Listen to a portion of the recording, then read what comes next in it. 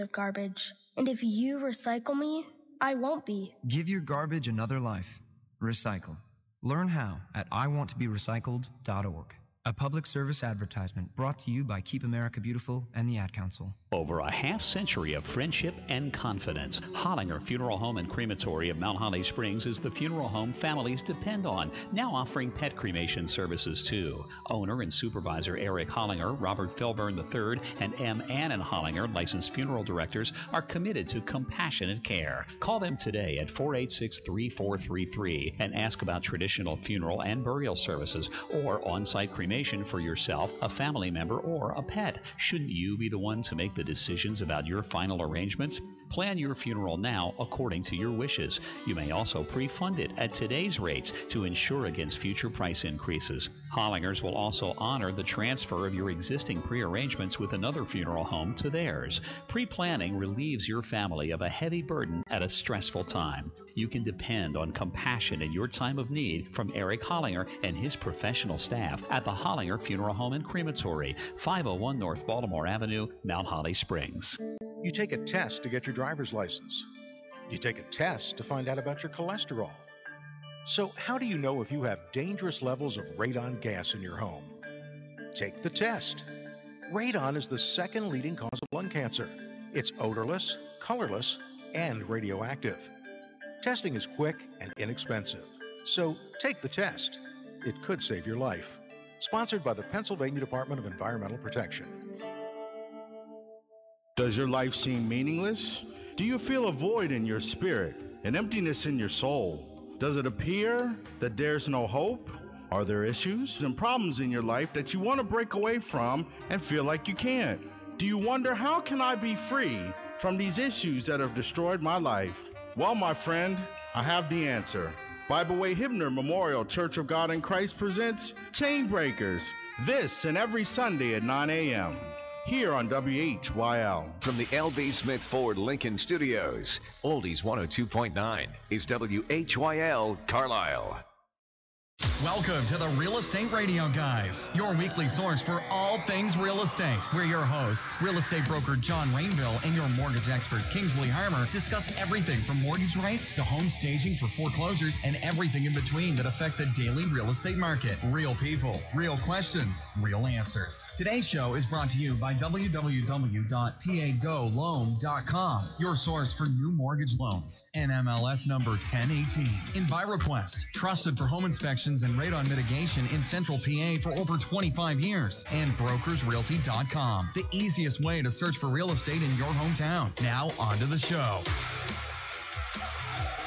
Good morning. You're listening to the Real Estate Radio Guys this morning on WHYL 102.9 FM and 960 AM. We're also live right now on our Facebook page, Real Estate Radio Guys.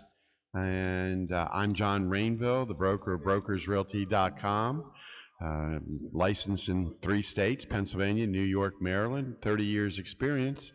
And this morning, as usual, my co-host is... Yeah, good morning.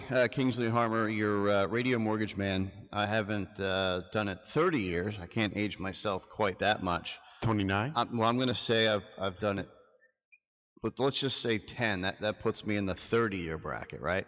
That doesn't quite put me over that. You know, to be a loan officer, is there an age requirement? No, you got to be 18, I think. You just got to be able to be licensed by the state after you go through all the classes. I didn't know. I didn't, just question popped in my mind. Inquiring brokers want to know. So I think I was 18 when I first got when I first started in the industry. Back then, you didn't need licensing. And that was when you were working in the pizza shop? Yep, pizza shop, full-time loan officer, by night. Cool. So, hey, we've got an interesting show. I know we were going to talk with you guys about commissions, how that works today. Sorry to disappoint some of you. But we had the opportunity to have Bruce Miller on from Ag Choice. And as many of you know, I do a lot of farm brokerage here across the state. I was actually asked yesterday to list one up in New York State. Yeah, 6.5-hour drive up. I don't know. It's right by the Canadian border. Can you do that by, I haven't made enough money yet to get a helicopter. No. Well, can you send like a probe up or something? Oh, you mean like a drone? Yeah. Just go up, drone the photos, and So we're going to be talking about this morning, we're going to be talking about farms, farm credit, and Ag Choice is extremely different. They're not like, a bank or anything, and Bruce is going to be explaining that to us. The farm industry here had some challenges, and I think it's going to be a really interesting topic. If you're a real estate agent, listening and you do anything with farms, you have one listed or you're trying to sell one, you're really going to want to reach out to Ag Choice. Do we have farms around here? Yeah, one or two. I actually have like 6 on the market right now. So if anyone's looking for a farm, reach out to me. If you have questions on farms today or radon later, we're going to be talking with John Stas from EnviroQuest. Our call-in number is 717-249-1787. 717-249-1787. And of course, we are, like I said, up live on Facebook Live this morning, streaming. So why would you want a farm? What do you mean? Well, what are some reasons people are looking for farms these days? Okay, well, let's just talk about that for a second here. Okay, well, there's a whole bunch of different types of farms, right? Mm-hmm. Okay, so you've got dairy farms. Okay. All right, we talked on one show a little bit about how the dairy industry here in Pennsylvania with the Walmart milk deals has been a little bit different. Mm-hmm. You have truck farms. Truck farms? Yeah, truck farms. The heck's a truck farm? They grow trucks? Produce.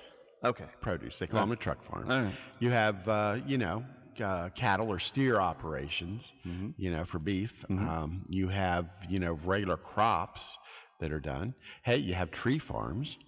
You do have tree farms? Yeah. Okay. And now you have solar farms. Remember when we were talking with that's with right. Jonathan? Yes. You got solar farms. I don't think that's as big of a deal here in PA than it is.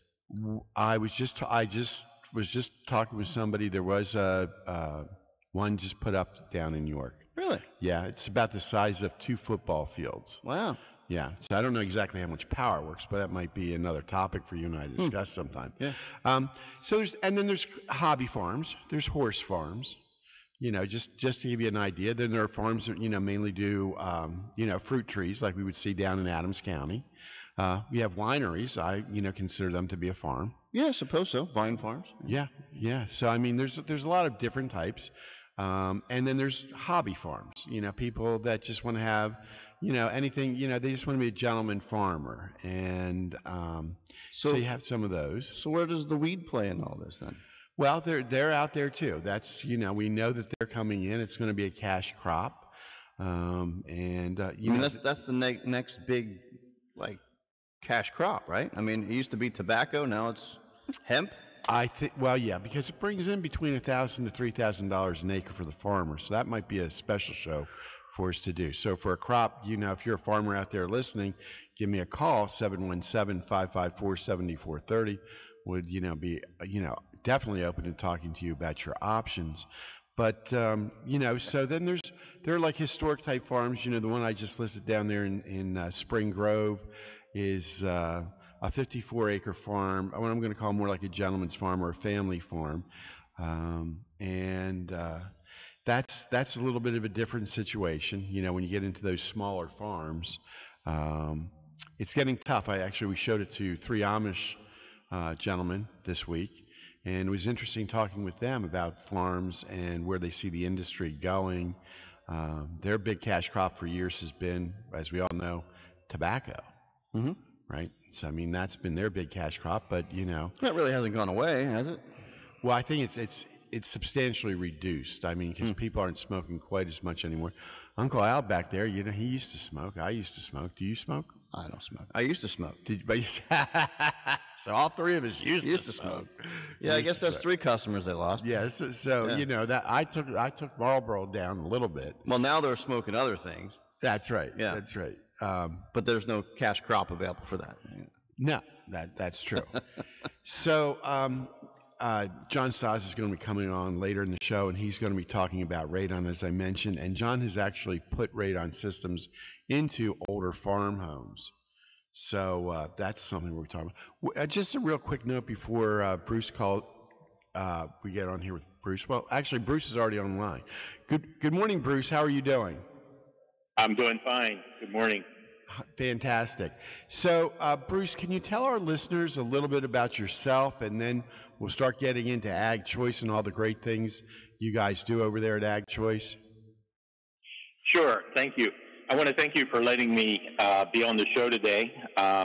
Ag Choice is a wonderful company. I've been with them a long time, and that's been a lot of my history. I was born in York County, and I grew up on one of those general farms you were talking about. We raised just a little bit of everything, and there just wasn't enough income to support more families. So I went to Penn State, got a degree in food science, also got a second degree in ag education, and decided neither one of those careers would fit very well. So I started working at Farm Credit. Ag Choice is the current name. Over the years, the name has changed as the companies merged and grew larger. Ag Choice makes loans in the western part of the state of Pennsylvania, and we are an agricultural lender. We make loans for the purchase of real estate, like you were talking about. Everything you talked about is the kinds of properties that we can finance.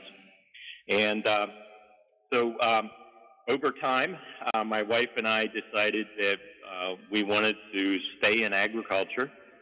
So we bought a farm, and then later on, we bought my family farm that came down through the family. And then we also bought my wife's family farm. I have 3 daughters, and one of those daughters is thinking that they're going to become full-time farmers sometime in the future. And that's part of the reason for those farm investments that I've made over the years. I've been with Farm Credit a long time.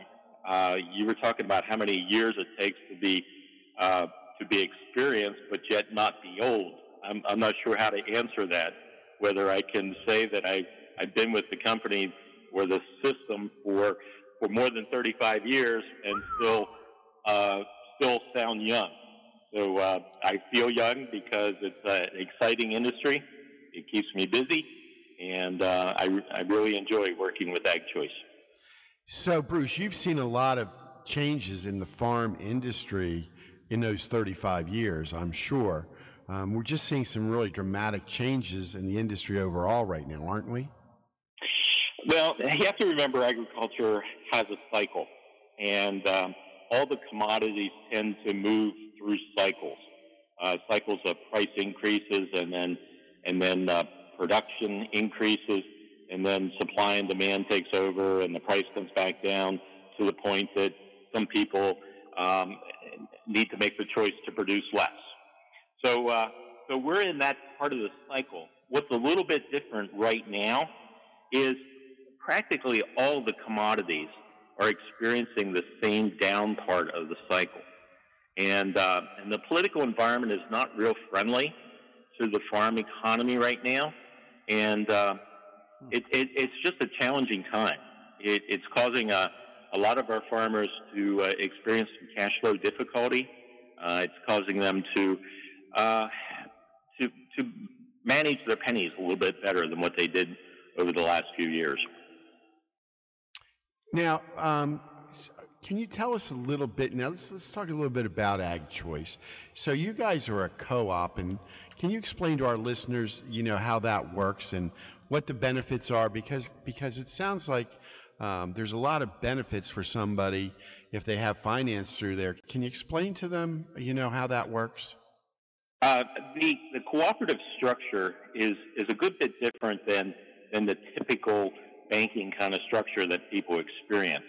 The cooperative structure was based upon legislation that was put in place in 1916 by the federal government.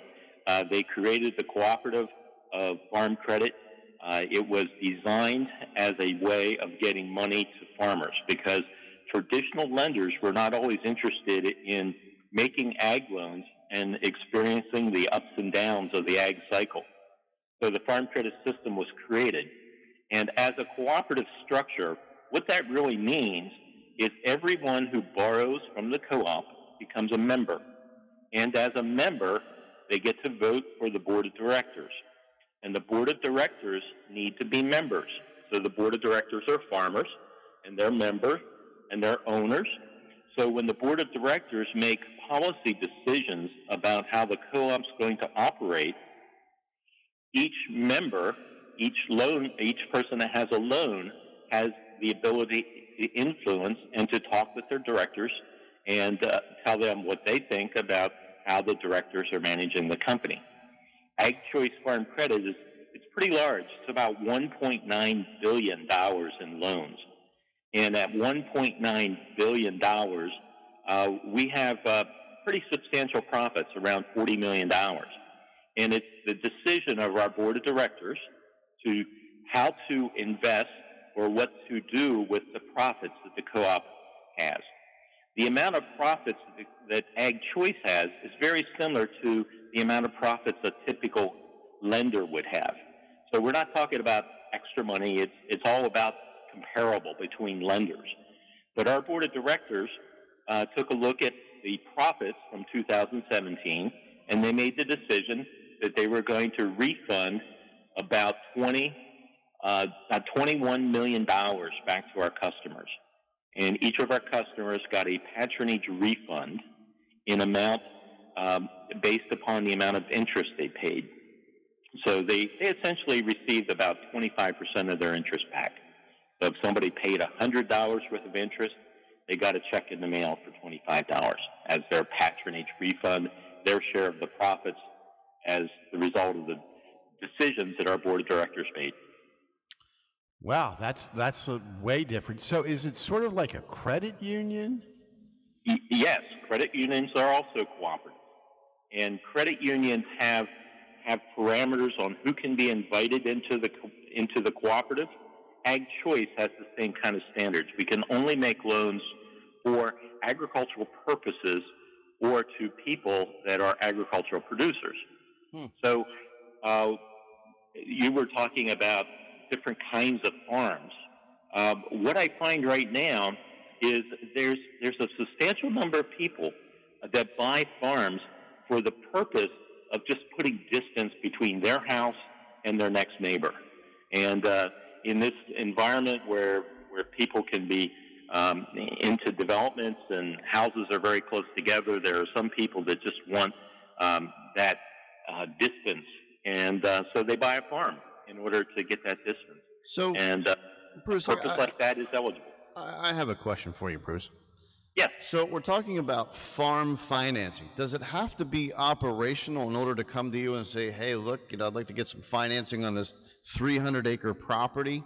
I mean, how do you differentiate between just a 300-acre residential and 300-acre farm? The fact that it's 300 acres makes it eligible. So if you think back to what agriculture looked like back in 1916 when the system got started, and you think about what agriculture looks like today, there's huge differences. So during that period of time, Congress gave the Farm Credit System directives as to how we were going to define agriculture.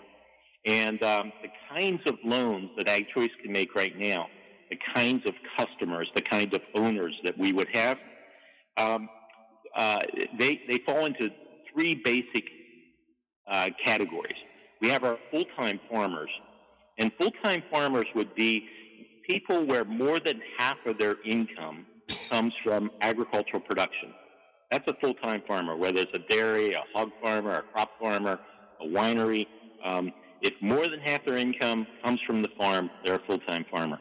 And then a part-time farmer is anyone that has agricultural income all the way up to less than 50% of their income from the farm.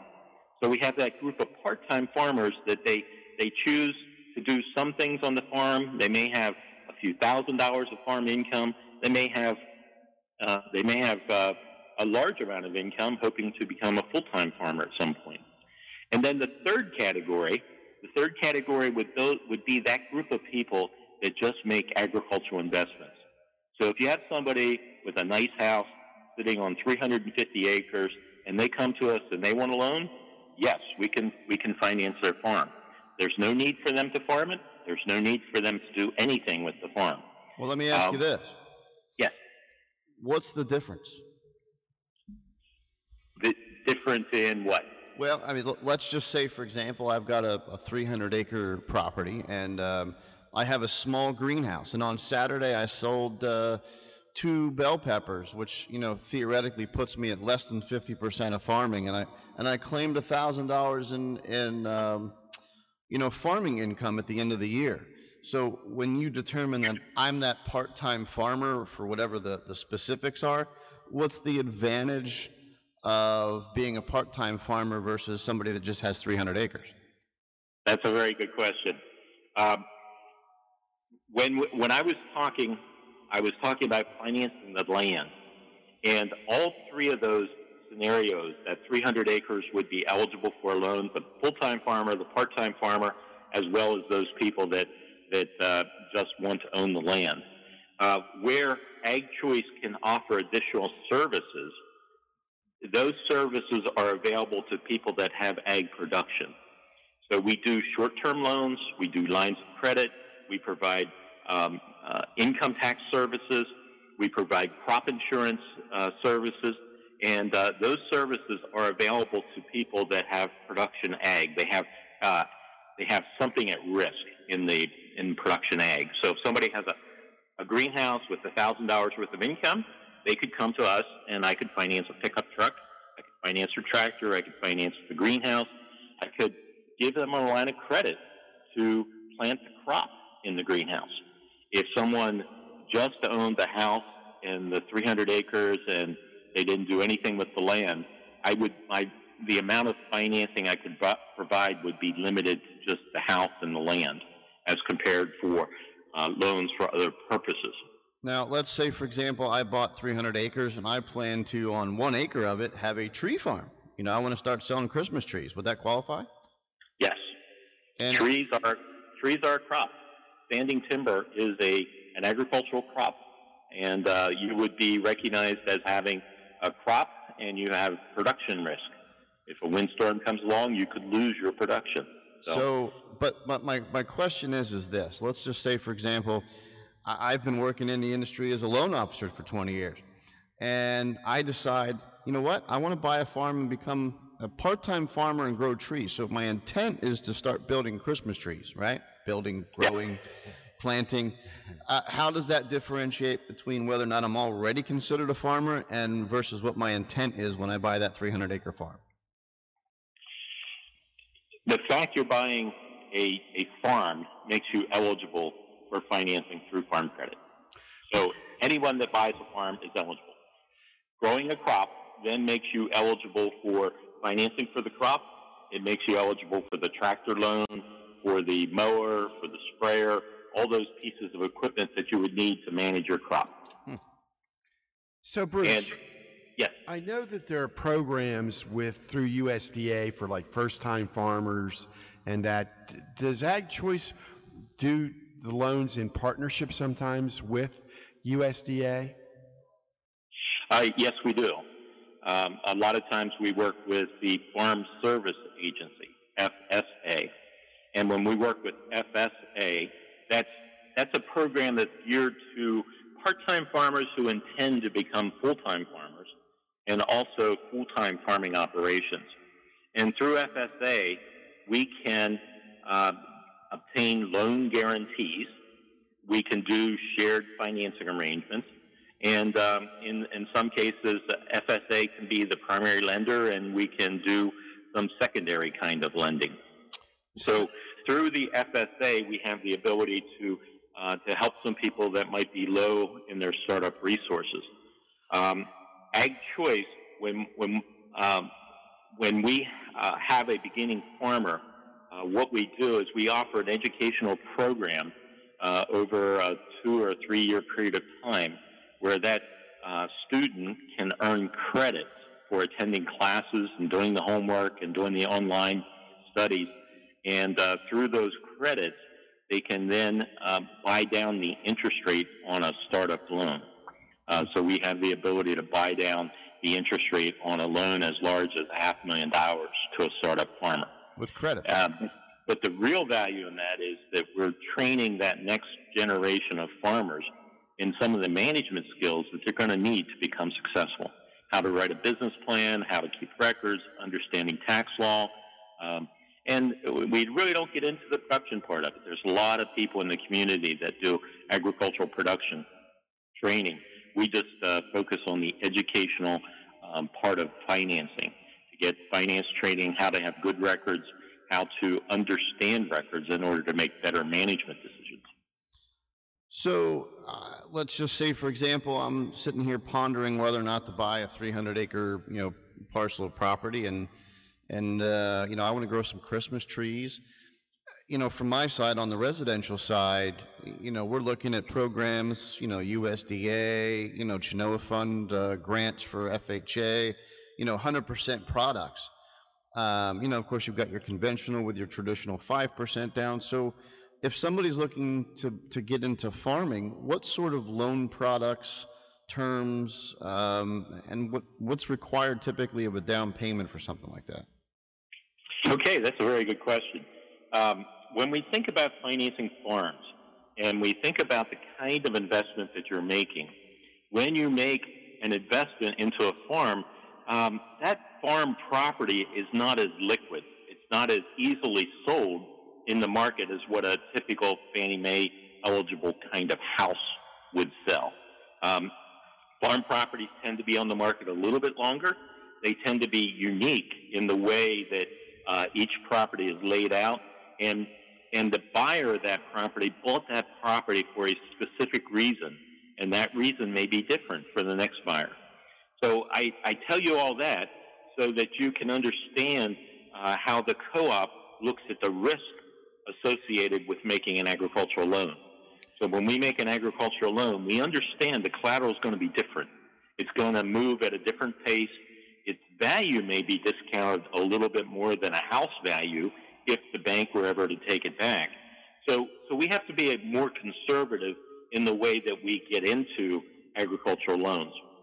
So we have a system where generally we can finance up to 80% of the purchase price or the appraised value, provided that the applicant wants to have a shorter loan amortization, something less than 30 years.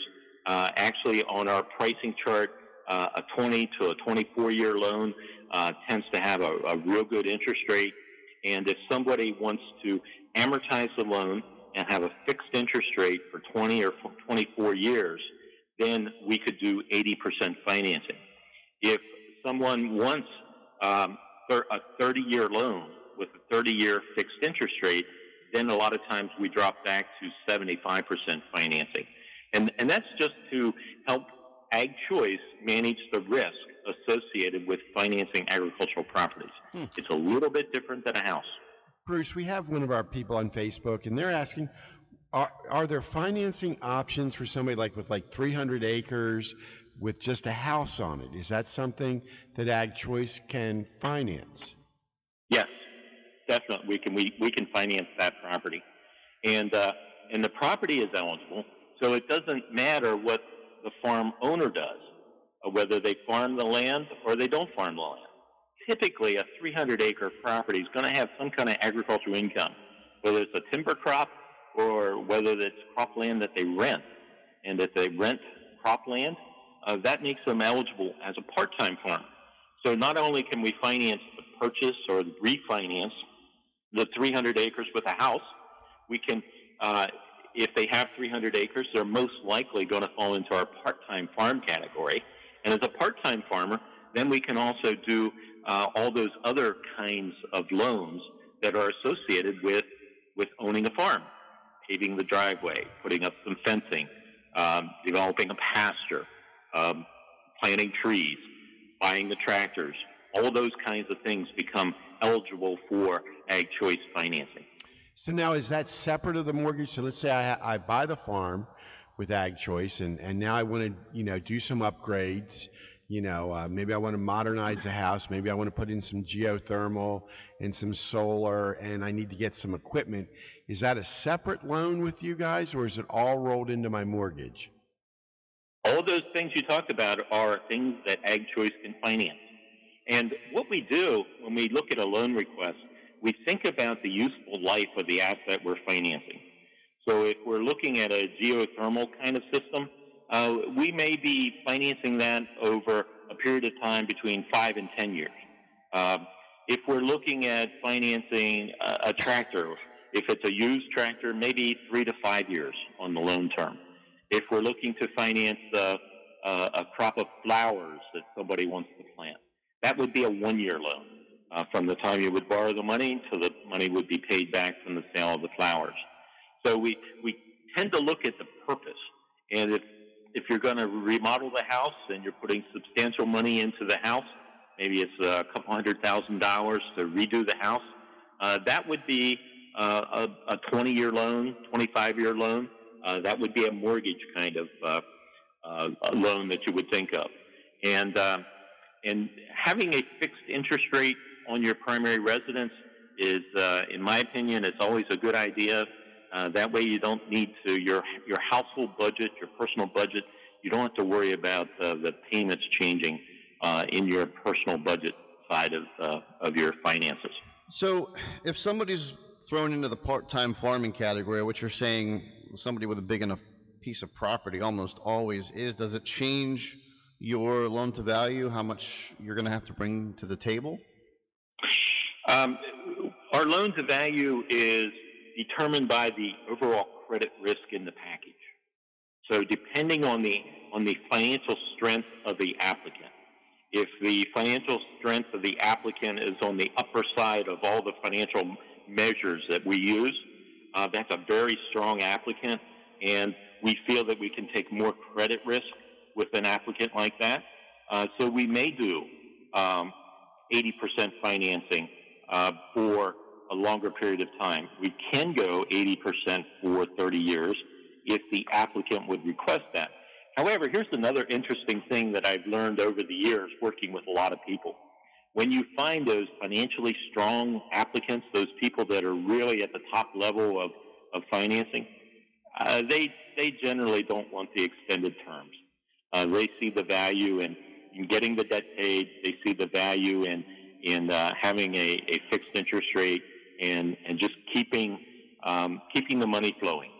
I have another question, Bruce. So let's say that Kingsley and I, we set up an LLC and we want to go and buy a farm, and we're going to buy the farm, so we're going to actually invest in it. Is that something maybe we're going to hire a local farmer, or either lease out the ground, or we're going to hire him to handle our crops? Is that something that you can even finance with you guys?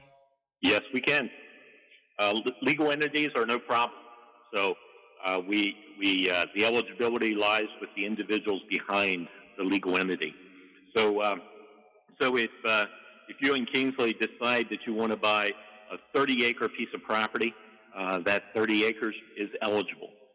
Anytime we're over 10 acres, it becomes eligible as a farm, as a part-time farm. I have customers that run full-time farming operations on small acreage. 15, 20 acres, some of those truck crops, not where they grow trucks, but they actually grow produce that they sell from their pickup trucks.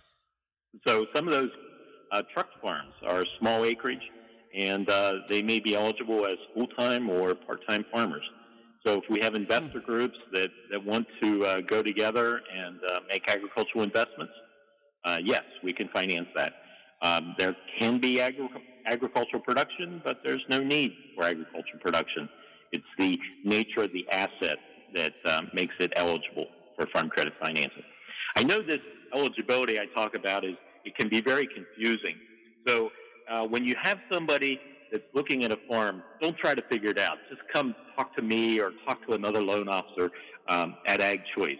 That's more our burden to bear. So if you have somebody that's interested in a farm, and for these purposes, I'm going to say a farm is anything more than 10 acres. And it could have a house, it could have a building, it could have a barn, it could have nothing. And so we have a 10-acre property that somebody wants to buy, talk to Ag Choice. So now, Ag Choice, you guys work a little bit differently than a typical loan officer. A loan officer, for like on the residential side, may do loans all over the state of Pennsylvania. But Bruce, aren't you sort of like, you do mainly York County? You yourself? Yes. And that's more out of a practical standpoint. When the Farm Credit System was created back in 1916, each part of the country was broken into a geographical area, and that area was assigned a farm credit to operate in that area. So Ag Choice is assigned the area west of the Susquehanna River. That's our geographical area that we can make loans in. We have about $1.9 billion loaned out in the western part of the state of Pennsylvania. And within that geographical area, Ag Choice has 9 different branch locations. So it becomes more practical for me to handle an area that I'm most familiar with and to make loans in York and Adams counties because those are the roads I travel. When I get somebody on the phone and they tell me they're looking at a farm, 9 times out of 10, I know where that farm is. I try to keep track of all the farm listings. I try to keep track of the farms that sold, what's up for public auction. That way I'm knowledgeable in the market. So from a practical standpoint, I work in York and Adams counties. I have peers in the company at other branch locations that do the same thing I do, and they know that territory. So if you're looking for something in the State College area, call Keith Walker. Keith Walker knows State College. He knows all the back roads. He knows all the front roads. He knows all the farms. He's very familiar with that market. So when I get somebody that wants to buy in State College, I send them to Keith. Keith sends his applicants to me when they're looking in York or Adams counties. So, Bruce, 2 questions here before we take a break. I have a property listed up by State College, now that you mentioned. It's about 275 acres. It's, just raw ground right now, with the mineral rights. Is that something that I could bring my buyer to Ag Choice for? Yes. And since York and Adams counties, we don't have the gas and the coal and the mineral rights issues, I'm not familiar with how that affects pricing, how that affects the mortgage value of the property. That's all the more reason for me to send you to Keith Walker in State College. He would most likely know that property. He would also know how the mineral rights would work in that area. Let me run one other scenario by you, which is in Adams County, there in Biglerville. It's a $16.5 million property, 734 acres. A farm. About 500 acres are in timber conservancy, and 100 acres are tilled. Is that something again that I could bring a potential buyer to Ag Choice for? Yes, we would be able to finance that property. We are familiar with the conservancy programs. There's 3, 4, 5 different preservation kinds of programs that can be applied to agricultural properties, and we are familiar with that. We get appraisals based upon the property being in the conservancy or planning to go into the conservancy, and then we make our loans accordingly. And loan size really doesn't bother us at all. With Ag Choice Farm Credit, our hold limit, generally our board of directors made this decision that we don't like to have more than about $10 million with any one customer. But within the Farm Credit System, we have agreements with other companies like Ag Choice where they'll buy part of the loan investment that we make when our loan investment gets too large. And it's a very common kind of arrangement that commercial banks use all the time. It's a way of sharing risk. And the relationship with the borrower is retained by the primary lender. So that high-priced property in Biglerville, we could finance that. We would be the primary lender. Behind the scenes, we may share off some of that debt just to help manage the balance sheet of Ag Choice so that we don't end up taking more risk than what is appropriate. I have a question. We got into the 20% kind of being your top end of the LTV market. When you get into, quote unquote, the strength of the borrower behind the LLC or individual, you get into that income realm.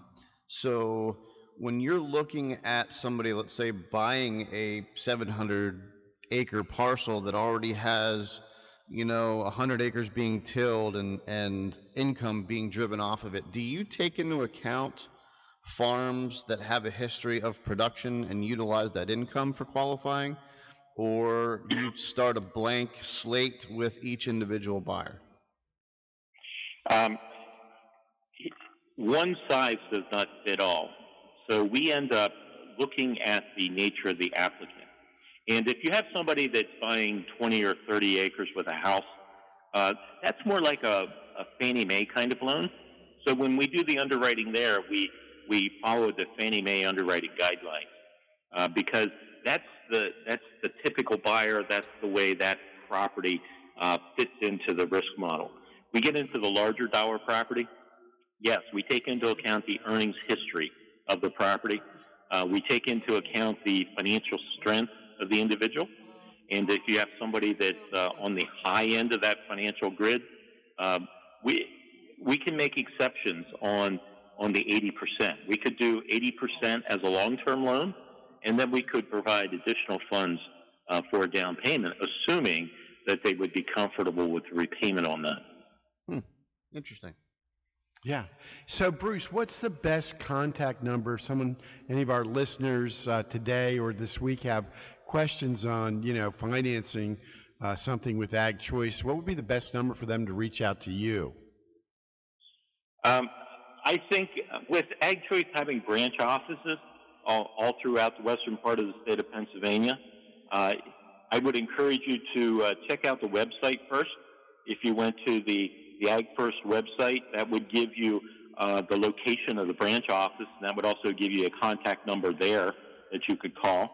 We have a customer service system within Ag Choice. Every phone call gets a person to answer the phone. And our customer service phone number is 1-800-554-9055. And calling customer service, you'll talk to an individual. They'll screen your situation. They'll figure out which branch can best serve your needs. And they will most likely send you directly to a loan officer that would be the loan officer you would work with. And when I say that you're working with a loan officer, Ag Choice keeps all the loans that we write in our loan portfolio. So we don't sell off loans. And so if I'm the loan officer that originated the loan for you to buy a property, I will most likely be the loan officer you're talking to as we need servicing on that loan as the years go by. So there's a lot of value in having that loan relationship close to home and having a branch office that you can go and talk to somebody if there are ever questions about your loan.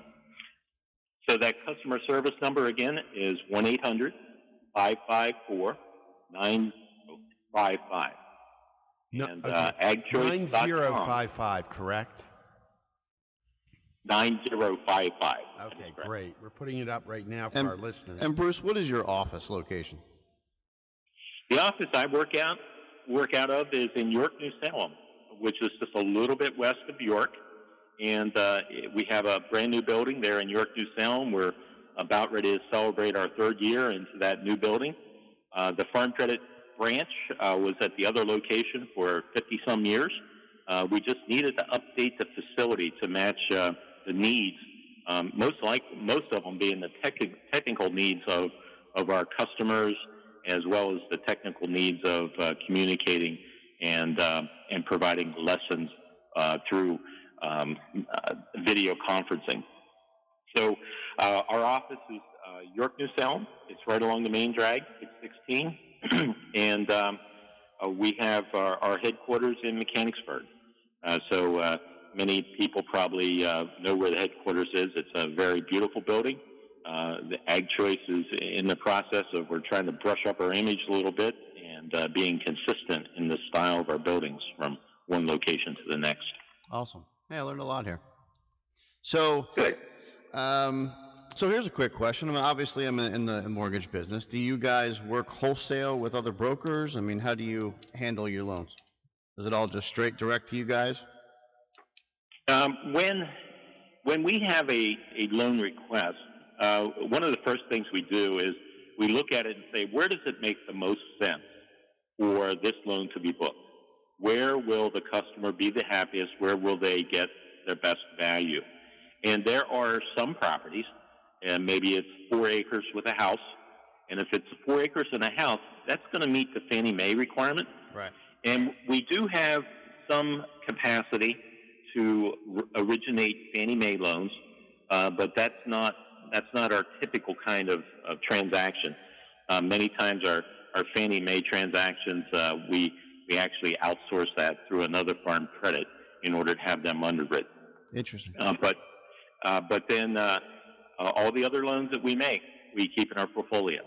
So if it's 10 acres with a greenhouse and it looks like they're going to need some operating money, that makes a lot of sense to keep that loan in the portfolio to be available when that farmer or a part-time farmer may need money for other purposes, maybe to buy the next greenhouse. Maybe you just never know where these farm businesses end up going. That is true. And PA is a great place for it. So 10 acres plus, give Bruce a call, or at least call the 800 number, which we do have up on our Facebook page.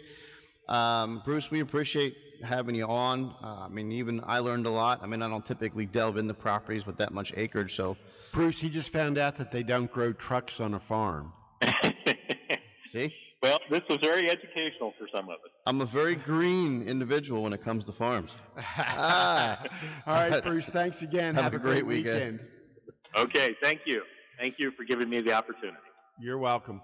So, interesting, right? Yeah. See? Yeah. Yeah, that was very interesting. I didn't realize that they could do farms just over 10 acres. That they could do the farm. I was wondering what their minimum acreage was too, but 10 acres is pretty common in this area. Yeah. So that gives a lot of opportunities for other avenues, because with USDA there are a lot of programs that you can package up. They have, for example, they have grants that where a farmer can upgrade to geothermal and solar and that, and they will actually could use a grant for up to like 25% of the cost. A lot of our farmers, I think, are not utilizing a lot of the government grant money out there. That might be another show of ours down the road. Could be, yeah. And as we were playing on the site here with Ag Choice, there was a few drop-down menus for education as far as what's available in programs and stuff. So yeah, it's a real niche. Well, I know our favorite home inspector, John Stas from EnviroQuest Home Inspections and Property Inspections, is on the line. Good morning, John. How are you doing? No, he disappeared. John. Where's Waldo? Mr. Waldo. All right, maybe he got sucked into soccer this morning. I don't know. Yeah. I don't know. So we'll wait for John to give us a call back in. So on that note, as everybody knows, next week the Fed is getting ready to meet, right? Yep. And up, down, or flat? I think most of let's hope that the rates have already priced in what they're expecting next week, because the rates have jumped quite a bit. Yeah. So quite a bit. Yeah. I mean, I know the one day it went up, like an eighth. How much did it go up there on Friday? Well, I think we're up about a half over the last couple of weeks. So now are we hitting 5 now? We're at 5. We're at 5. We're at 5. Now, economists are saying that after the actual announcement, which everybody's anticipating, the hike, that hopefully it'll correct a little bit, retrench a little bit. But honestly, the way the market's going right now, I mean, I was, reading a whole article, and I think I actually posted one to a lot of people last night regarding the 2-year and the 10-year Treasury, and that gap has spread so much that they say when it comes back together, one of a couple of things is happening. So let's just hope that it's the positive end of those couple of things. But I mean, that could be weeks, it could be months, and I'm hopefully anticipating years. So good morning, John. Are you down on the farm? John. Next door. Can you hear me? Yeah. There we go. Yeah. We figured you were at a soccer game or something today. Oh no, you're looking at the lot next door, thinking about growing some corn here in Lemoyne. Not quite 10 acres though. What, you get like 2 stalks out of that? Yeah, not enough to take it to market. So, John, I know we're going to talk about radon today, and in conjunction with that, I know I'd asked you this morning, have you ever done a radon system like in an old farmhouse? Yeah, from doing as many as we do everything from schools, hotels, to old houses, old farmhouses. We've done a lot of old farmhouses. So is there anything different when you're doing that? Well, a newer house is going to have more of an airtight foundation, be it block or poured concrete or superior walls, whatever, and a nice slab, even consistent slab with a good layer of stone underneath. So a newer house is a lot easier in the respect that you can drill your radon hole almost anywhere in that basement, and you're going to get, usually, for the most part, generally speaking, you get good pull across the house. An older farmhouse takes more strategy, and there's more variables involved. Usually there's not a good layer of stone, and you have walls that, maybe part of the wall is dirt, part of the wall is stone, part of the wall is parched. So it's a little trickier as far as a mitigation strategy, and it's a little more critical. Where do you put those suction points? A lot of times it'll take more suction points, a higher suction fan. So it is a bit of a different strategy. Now, when it comes to farms, I would think that a lot of them are built, on stone foundations that are basically just built over dirt, right? Oh, yeah, that's what we run into. So with that being said, it's obviously coming up through the dirt, and the possibility of it seeping into your house is obviously still there, but wouldn't that give you an easier way to dissipate the gases by, like, maybe just, instead of allowing them to go up in your house, just blow them out underneath the foundation of the house where it's kind of like a crawl space maybe? Yeah, that's a great question. Fortunately, the sub-slab suction is very effective. So even when there's no stone, it just involves possibly using a different type of fan, a higher suction fan, and then taking more material out. When you dig the hole through your floor, you take material out. So when we don't have that stone, we have to dig a little deeper and take more material out. It takes a little more labor. We don't want to do ventilation, as you mentioned. What happens then is, if you're just drawing air out of the crawl space or out of the basement, then it's fine in the shoulder seasons like now, but when it gets to be cold or hot, then you're taking conditioned air out of the house and blowing it through the radon system, which we don't want to do because it's very cost inhibitive. You're taking that conditioned air that you just paid to condition and blowing it outside. It'll work as far as reducing the radon, because you're sucking the radon out, but you're also sucking that conditioned air, and which gets quite expensive. So we want to avoid ventilation. We want to have that sub-slab depressurization. Interesting. So basically a regular tornado fan isn't going to work.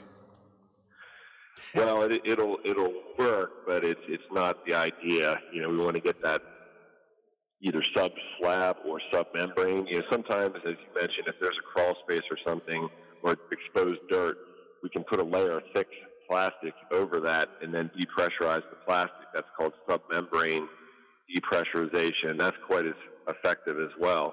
So we find with that dirt air, even a wall, we have a stone wall, but you can see dirt between the stones. We can cover that wall with plastic and seal it up with plastic, and then depressurize that plastic to pull out the radon. Interesting. Sounds like a little bit more work. Yeah, it's a little more work, but fortunately the methodology, the sub-slab suction, is very effective. So, we have good results. It does cost a little more when we're putting down plastic using the higher suction fans, but it's still quite effective. Interesting. So it certainly sounds like there's a little bit of planning and strategery involved.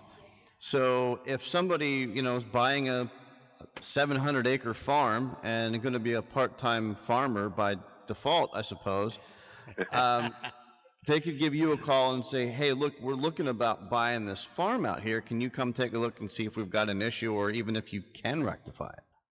Sure, yeah, we come out. Well, we can always rectify it. We come out and give you a free estimate. So you just call us at 233-6144. So, John, question, since today, we're down on the farm. Do you do inspections on farms, like not, the house, but, maybe also the barns? Have you done things like that? Yeah, we, generally, as you know, home inspections are usually exclude outbuildings, but if somebody says, hey, we have a barn we want it looked at as well, we can inspect barns or outbuildings or garages. The garage is included. If it's a garage that you park in your car in, that's automatically included, even if it's detached in a home inspection by the home inspection standard. But if you have a separated barn, multiple buildings, we inspect those as well. Just out of curiosity, it's just popped into my head. What about like those pods, that people are buying now that they can put underground in the event of like catastrophes? Like the one you put in your garage, that you cut into the garage floor? Did you see that? I've seen that one, but Yeah. I've seen one where there's like multiple pods that you can build as like cities underground now. Yeah, we haven't come across underground cities as of yet. But houses built in the 50s, a lot of times I guess, during the Cold War, that was a builder saying, hey, an add-on here, let's build you a bomb shelter. We do run into quite a few bomb shelters. Huh. I've never seen one. Yeah, I've seen several. Really? Yeah. I've seen quote-unquote wine cellars, but never any bomb shelters. Yeah, it starts out as a bomb shelter, and then the next buyer turns it into a wine cellar. Well, if you're going to be stuck down there for a while, you might as well be stocked. All right, Yeah. Awesome, John. Thank you so much. You have a great weekend. We'll be talking to you soon. Hey, thanks, guys. You as well. Talk to you next week. And obviously, as always, if you need to get a hold of John for purposes of inspection or radon, you can find him online. I just had his phone number up live at evqharrisburg.com as well, and EVQ Harrisburg on Facebook. Yeah, great. So, we definitely touched on some interesting things here with farms, timber, big, large land tracts, so there are definitely options. It is a little bit different, Well, I find the most interesting part is that at 10 acres or more, they're in the game. Yeah. I mean, if you even, like, I got 10 acres, what the heck am I going to do with it? Well, obviously, there's a lot of opportunity out there to utilize it for certain things, and we went over some of them, just timbering and growing tobacco and wacky tobacco and hemp and all kinds of fun stuff. Just to make a few extra bucks here and there. You could sit on a corner with your crop. So just a shout out, to everybody that's listening to us today. I do have a number of farms, here in central Pennsylvania on the market. If you're looking for anything from about 48 acres up, I have them, all the way up to 734 acres. Reach out to me, 717-554-7430. Be happy to, try and hook you up with Ag Choice. If you're thinking about selling a farm, it's not the same game as selling a house. And so if you want somebody with some experience on that, please give me a call on that, or refer your friends to me if they're thinking about selling. If you're looking for mortgage information this weekend, yeah, just give me a call. I mean, I'm always working during the weekend. My cell phone's always on. So if you're thinking about putting an offer in, and you haven't gotten your pre-qualification done, we can get you a pre-qualification done pretty quickly. Obviously we're going to need some documents for a pre-approval, which we would want to submit to an underwriter. And that's the obvious route to go if you're just starting your search. Get your pre-approval where an underwriter actually looks at your file, so that when you go to put an offer in, you actually have a strengthened position if you're up against other offers. But over the weekend, call me at 717-200-4800, and we'll get you pre-qualified in a pinch. Yeah, I know. Go back to the rates just for a minute. I know we got a couple minutes here before we close out. Well, I mean, rates are up. We've been talking about rates going up for quite some time, and we're in a market where everybody is very confident in the market, right? So, long story short, everybody says, look at the 5-year, look at the 10-year, look at the 2-year. You've got the fixed fund rate, and then you've got the long-term rates, and all of them have, in essence, been up. So the fact that rates stayed so low as long as they did is kind of an anomaly, I guess. And the gap between your short-term and your longer-term rates has been growing substantially. So, historically, that when that happens, you've had some issues to cause rates to come back down. So what we're hoping for is, that it's a longer-term coming meeting of the minds as far as the gap, so that rates are going to come back down. I mean, it's a cyclical thing, but it can be years until that happens. It could be weeks. In this particular case, the way the economy is going with the unemployment rate so low, we're hoping it's going to be years till we even have to worry about any sort of corrections. What would you think is a normal interest rate in normal times? Are we talking 8%?